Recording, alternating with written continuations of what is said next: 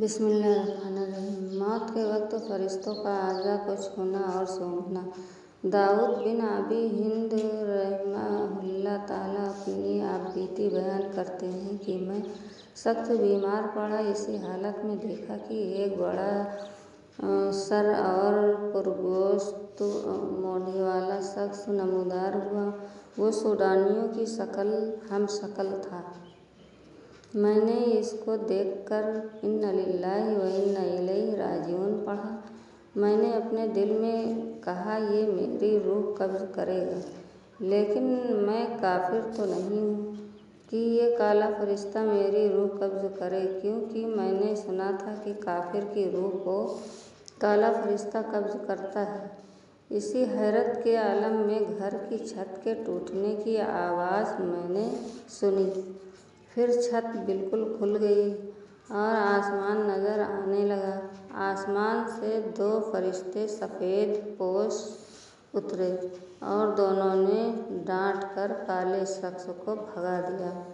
کالا شخص دور ہٹ کر میری طرف دیکھنے لگا اور وہ دونوں فرشتے اس کو ڈانٹتے رہے۔ پھر ان سفید پوش فرشتوں میں سے ایک میرے سرہانے اور دوسرا پاؤں کی جانب بیٹھا۔ سرہانے والے نے پاؤں کی طرف بیٹھنے والے سے کہا، تو اس کے پیروں کو چھو کر معلوم کر۔ چنانچہ اس نے میرے پیروں کو چھو کر کہا، یہ ان پیروں سے نماز کی طرف چل کر جایا کرتا تھا۔ پھر پاؤں والے فرشتے نے سرہانے والے سے منہ کو چھونے کو کہا۔ اس نے میرے کوے کو چھو کر کہا کہ یہ منہ اللہ کی یاد سے تر و تازہ ہے۔ حضرت ابو قلابہ واقعہ بیان کرتے ہیں کہ میرا ایک بھتیجا جس کا نام مازن تھا، شدید بیمار ہوا۔ ابو قلابہ نے شاید اس کی غلطیوں کی وجہ سے بیماری میں اس کی عیادت نہ کی، لیکن جب نزع کا وقت ہوا تو ابو قلابہ کے دل میں محبت و شفقت نے جوش مارا۔ انہوں نے کہا، یہ میرے عزیز بھائی کا بیٹا ہے، اب اس کا معاملہ اللہ تعالیٰ سے ہے، عیادت کرنی ضروری ہے۔ چنانچہ اس رات ابو قلابہ اپنے بھتیجے کے پاس رات بھر بیٹھے رہے۔ اسی رات کا واقعہ ابو قلابہ بیان کرتے ہیں کہ دو کالے آدمی ہتھوڑے لیے نمودار ہوئے، پھر دو فرشتے گھر کی چھت سے اترتے ہوئے دکھائی دیے۔ میں نے ان کی آواز سنی کہ ایک فرشتہ دوسرے سے کہہ رہا تھا، تو اس مریض کے پاس جا کر معلوم کر کہ اس کے پاس کوئی نیکی بھی ہے کہ نہیں۔ چنانچہ اس میں سے ایک فرشتہ میرے بھتیجے کے پاس آیا اور اس کے سر، پیٹ اور پاؤں کو سونگھا، پھر واپس جا کر اپنے ساتھی سے کہنے لگا، میں نے سر کو سونگھا، اس میں قرآن نہیں پایا۔ اس کے پیٹ کو سونگھا تو روزہ کا نام و نشان نہ ملا، اور اس کے پاؤں کو سونگھا تو ایک رات بھی عبادت کے لیے کھڑے رہنے کا کوئی اثر نہ پایا۔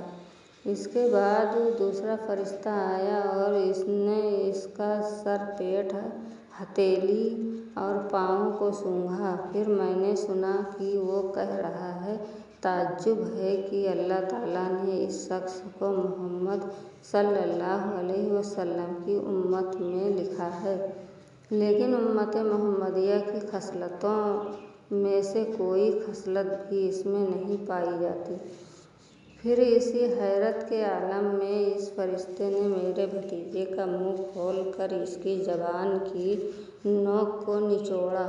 ابو قلابہ کا بیان ہے کہ اس وقت میں نے فرشتہ کو اللہ اکبر کہتے ہوئے سنا۔ نیز میں نے اس فرشتہ کی آواز سنی، وہ کہہ رہا تھا، میں نے اس کی زبان کی نوک پر ایک تکبیر پائی۔ یہ تکبیر اس نے روم کے شہر انطاکیہ میں بڑے اخلاص سے کہی تھی۔ زبان نچوڑنے کے بعد مشک کی خوشبو پھیل گئی اور اسی وقت میرے بھتیجے کی روح قبض ہو گئی۔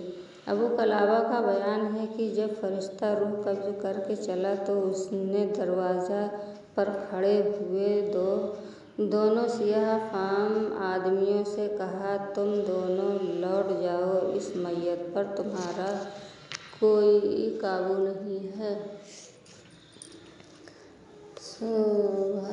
صبح کو ابو قلابہ نے جب اپنے بھتیجے کی یہ سرگزشت لوگوں کو سنائی تو سب بہت متاثر ہوئے اور سب نے اس کی نماز جنازہ پڑھا کر دعائے مغفرت کی۔ السلام علیکم۔